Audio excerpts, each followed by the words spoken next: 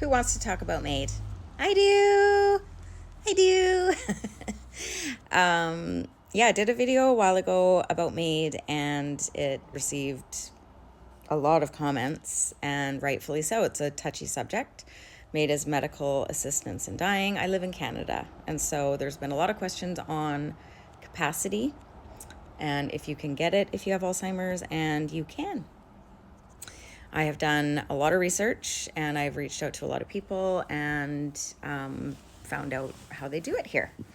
So essentially, there is a system that they've put in place for people with disabilities and dementia. And it's not the same as, like, say you have a disease and you want to do MAID and it's terminal and you're likely going to pass within like the next 6 months. That is like a classic MAID scenario. It's very different for somebody with a disease or Alzheimer's, where you're not going to die. You will die from the disease, but you are not going to die right away. And so they've made a two-tier system. The system for Alzheimer's or disabilities is different. Apparently, it's a little harder to get. But from my understanding, you can apply now. I could apply right now and then not actually use it for years. And people keep asking, do you have to be fully cognitively intact at the time of administering the medication? And you actually don't. I'll start with, from what I understand the process is, if I was to apply right now, and I have Alzheimer's, and I'm not going to pass away for, let's say, 10 years. If I want to be cognitively intact at the time that they do the procedure, I can do that. In order to be approved, though, you apply now. You actually have a 90-day waiting period before you can even get an approval, which is different than the regular approval process for MAID. And that, I think, is just more of a security measure than anything else.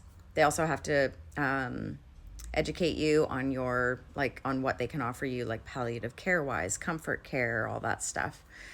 You also have to have 2 specialists that specialize in your disease sign off, where I think with just regular MAID, it's just one specialist or one doctor. And so I think they just make it a little harder, and that's okay. But yeah, I could apply now, do the 90-day waiting period, get my 2 specialists to sign me off, and then not actually administer it for, say, 5 years. If I was going to do it in the way that, like, I still had cognitive capacity, then I'm just going to play guessy-goo-hoo here. Say there's a 10-year, from what I have read, 8 to 10-year life expectancy with early onset Alzheimer's. It is more progressive and faster. And say I don't actually start to fully lose capacity at, say, the 6-year mark or the 5-year mark. If that was the case, I would choose to do it at the 4.5 or 5-year mark. So I would preemptively want to do it when I know that I will still have capacity. And that way it would be nicer for my family. It would be nicer for me, easier for the doctor. I know there was a lot of questions on if you had a POA, power of attorney, if they could essentially choose it for you if you had lost capacity, and they cannot. That is not a thing. They will not do that. But they do have the option in Canada here that you can sign off with your doctor at a foreseeable date that you both have chosen. And if at that date you don't have cognition, your doctor can do it with a pre-approval. So you can actually do it when you don't have cognition, but it has to be pre-planned with your doctor, and they have to be legally liable to, sign off on that right or whatever. So it's a process, and I feel a lot better about it because I do feel so much better when I have information. I'm seeing a social worker at my neurologist clinic next week, so I'll be definitely going over that. I also have a friend who is a physician, and he did some research for me, and so that's where I got a lot of that information. I also reached out to Dying with Dignity in Canada, and they gave me the same information. And then I also actually reached out to MAID in my city. I just did that last week, and they got back to me with the form. I'm not ready to fill that form out yet, but I have it. They have sent it to me, and essentially I have to refer myself. Like, I can't go through a doctor. I refer myself, and then I meet with MAID and go from there. So that's not something I'm going to be doing right away, but it's there in my back pocket.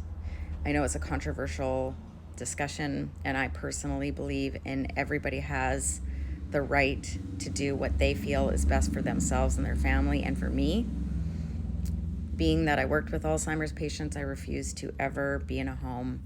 I refuse to ever expose my family to this disgusting disease. It's disgusting. It's awful.